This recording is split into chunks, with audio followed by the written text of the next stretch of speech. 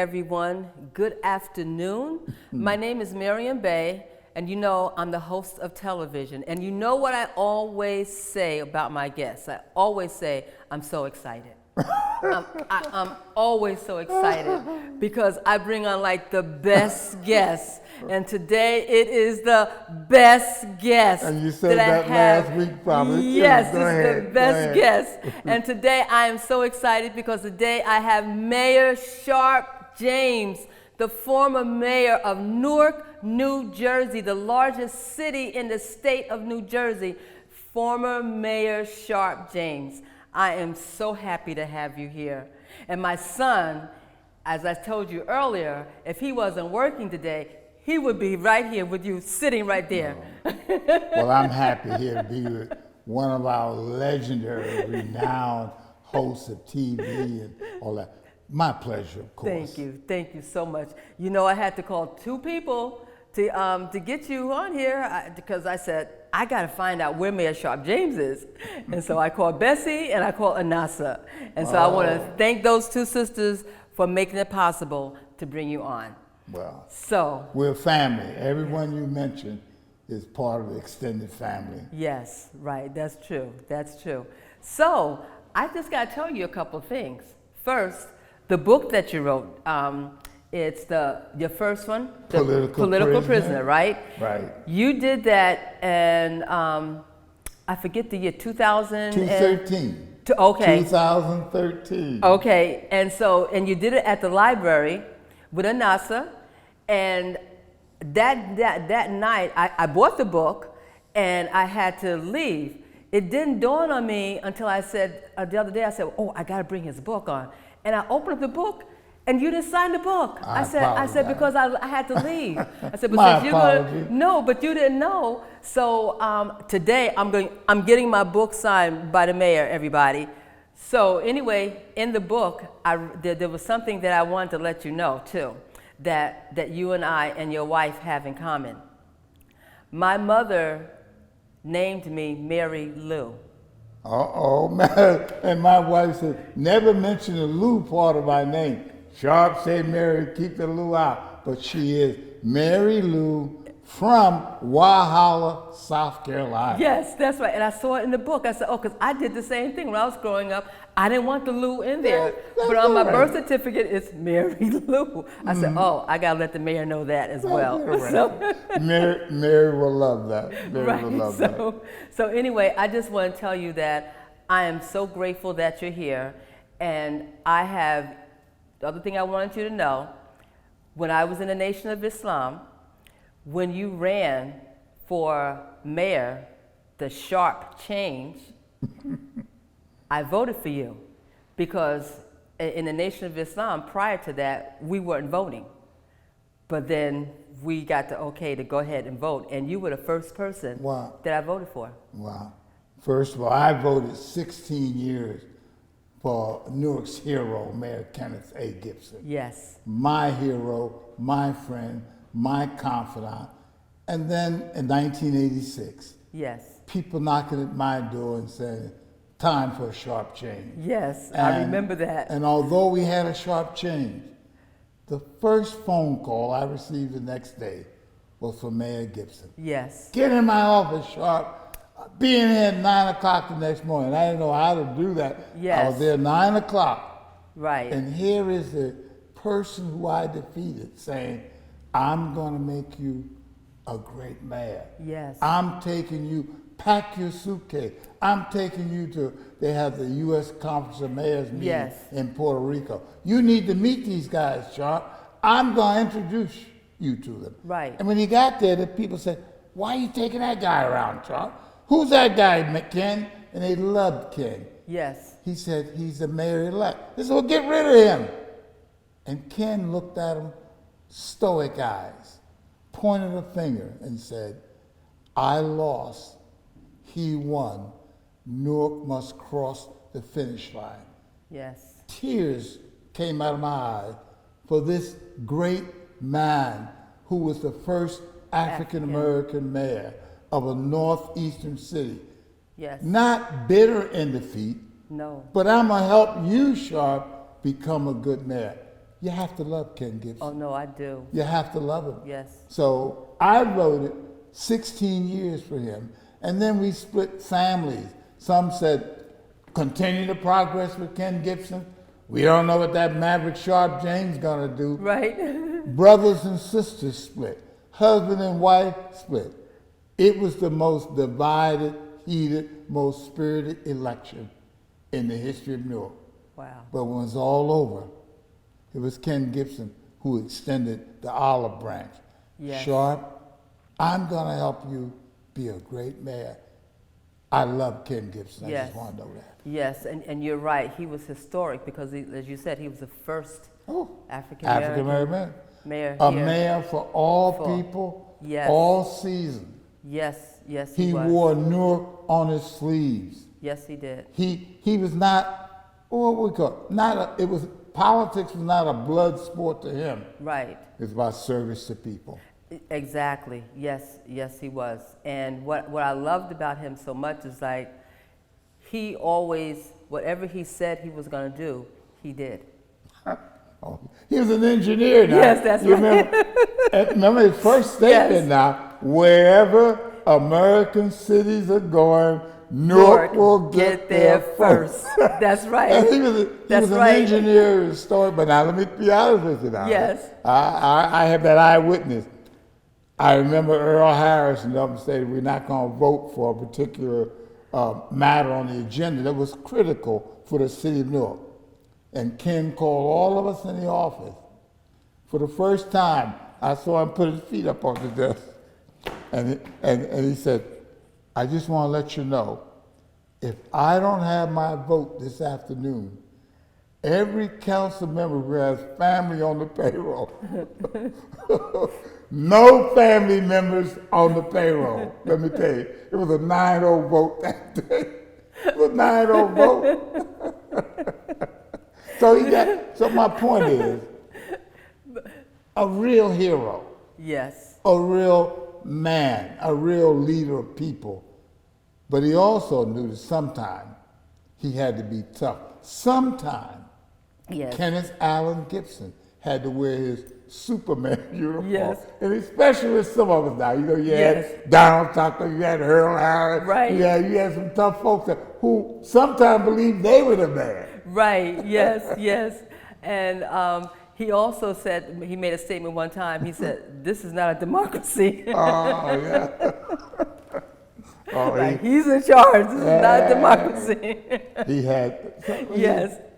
He taught many of us elected today That's right, stand on the shoulders of Kenneth Gibson. right. He opened the door. He made it possible. He gave us hope. He proved that African American men could lead, Right, could hold positions of trust, positions of leadership. He Right. was the first. right. He was the Jackie Robinson of politics. He was the Althea Gibson of tennis. Yes. He was the Arthur Ashe. He was the Jesse Owens running against all odds in 1936 in Berlin. Right, Ken Gibson opened that door for many of us Yes, he whose did. shoulders we still stand on. And you're right, because I stand on his shoulders too, because Yeah. I became the school board, I ran for 6 times for a school board, and the 7th time, Mayor Gibson supported me, and I won. Yeah, but hold No, on. first it was Evelyn and Jimmy, they won first But on the remember, team. He did a historic thing. I believe he appointed Larry Ham Oh, as that's the right. first youngest member of the school board. That's right. And people really don't know That's Larry right. Ham. You know, we see him out now, People's Yes, people, Organization there's a pop. for pop and all Yeah, that. right. He's a Progress. Princeton graduate. Yes, He's Yes. an intellect. yes, A young man who's using his knowledge he's received to help the least of our yes, people. exactly. Larry Ham, we owe a lot to this young man. Yes, yes. I was on a program with him with Kwanzaa at the library. You didn't try to out-debate him now. guys. You didn't try to out-debate him now. No, no, not at all. Oh, No. Larry Ham can blow that. Yes, he can. I love him. With yes, he facts. can. Always with facts, facts. with history. Yes. And committed. Yes. Yes, he Committed. is. Anyone standing on a street corner, in the rain, in the snow, in the sleet, give our people jobs, give our people opportunity, Right. give them housing. He has always been a fighter Yes. for the least of our people. Yes, he has. And what did the Bible teach us? What you do for the least of my people, you do for me. Larry Ham. Right. Yeah. So let's talk about you. Hide my face. Hide my old face, old school, Miller Street School, Malcolm X Shabazz, Oh my God. Bulldog. That's it's right. You know, always that's right. fair weather Yes. when Southside comes together. Hey, I got That's it. right. All my children went to Malcolm X Shabazz. Yes. Well, Southside. Southside, yes. We adopt both. Right. Right. To the younger crowd today, Malcolm X Shabazz. Yes. The older crowd, And Larry Ham Southside. had something to do with that, with the changing of the name too. But we love both. Right. Yes. Right. Right. So you have always been a mayor, because before you were the mayor, you were also the council member for the South. 16 years. Yeah, 16 years. 16 years. Right. As a member of the council on the, the third floor? And then Yes. 20 years on the second floor. On the second floor. As a mayor. That's Yes. 36 years. And then, of course, The Senate. I was fortunate when our great individual, Dr. Winona Lippman, passed. Yes. Right. I became the state senator Right. for the 29th district. Right. So I was what they call a dual office holder. Yes. And I really didn't want to be a dual office holder, but if I could deliver for my people, if it put me in a better position to do more, I didn't mind. I offered a bill the first day I went to the Senate. I think it was Senate Bill 2021 or whatever number. Only those, if you're in a population of 100,000 more, you can't be a dual office holder. That meant Newark, Jersey City, and all those went. And I couldn't get one vote. And I went over to Senator Diane Allen, a GOP member. I said, why won't you support my bill that we should not have dual office holders, that you can always find a person who can be senator and let this person be mayor. Why should I lock in two positions? Right. You know what she said? What? Sharpe, are you crazy? One day I might be lucky and be a dual office holder. Why should I give up that perk? Yeah. Everyone says maybe I will be the next dual office holder. Right. And that's what she said. No. Right. Couldn't get one vote. Wow. Well, how did you get into politics, though? How? Yeah. Well, what made you get into politics? Oh, that's a good question. Well, first of all, I was wearing my Tom McCann black and white shoes, my pink checkered shirt, and my green corduroy pants. And I was a teacher and I was a coach. Teaching at Cripnessy School where I met my wife, Mary Lou. Okay. Hello, Mary. Coaching at Weequahic High School. Coaching at Westside High School. And there was a knock on my door. And Ruth McLean, I think it was Total Employment, she was with Arthur Jones, knocked on my door and said, Sharpe James, yes, ma'am. We want you to come to the Black and Puerto Rican Convention at Clinton Place Junior High School. And I said, what's that? Was that with Amiri Baraka? Oh, okay. 1970. Yes. So she said, we want you to come. We've been watching you as a coach. You've been active with the young people. I was president of the Weequahic Community Council. The Fatherless Club? The black and white community people fighting Yes. to keep our streets clean, cut trees down. Just about people coming together. So I went to the Black and Puerto Rican Convention at Clinton Place Junior High School. Right. Ozzie Davis was the guest speaker and everything. And so they said, Sharpe James, you're running for South Ward Council. I said, what's that? Well, you're going to be a ward councilor. And they threw me out on the stage And the people started screaming and shouting, and I went backstage. I said, Earl, the dean of politics, Earl had been a freeholder, kept at this kind of college in Newark. And I said, Earl, they love me. He said, Wow. no, they don't love you. They calling you Bozo the Clown with them Tom McCann shoes on, that pink shirt, them green pants.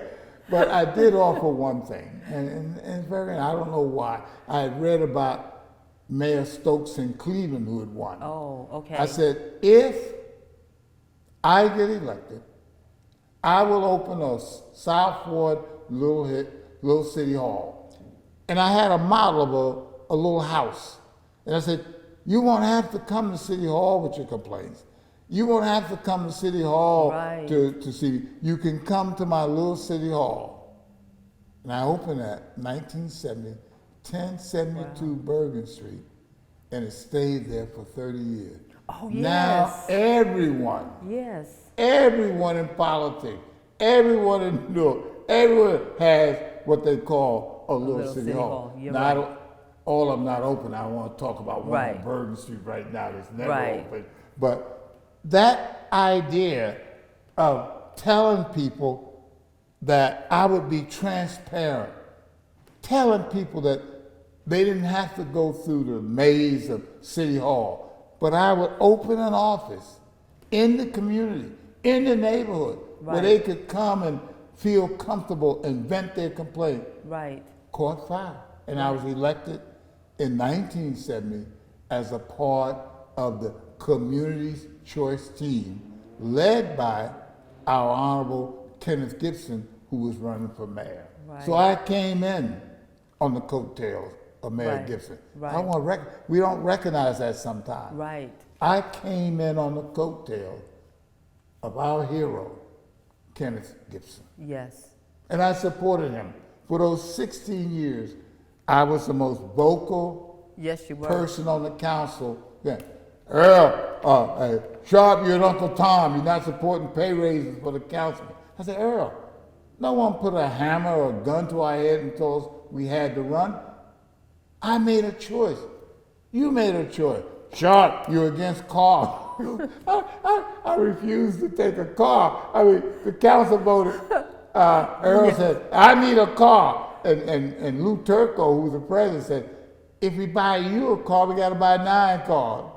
So Right. we started what? 9 council people had 9 cars. And then one councilman took the car that was given to him, took it to a shop, and changed to the automatic window. He said, I don't want to reach over and roll up the window. I mean, I was against pay raises, against cars, and Earl said, you're an Uncle Tom. And I loved Earl.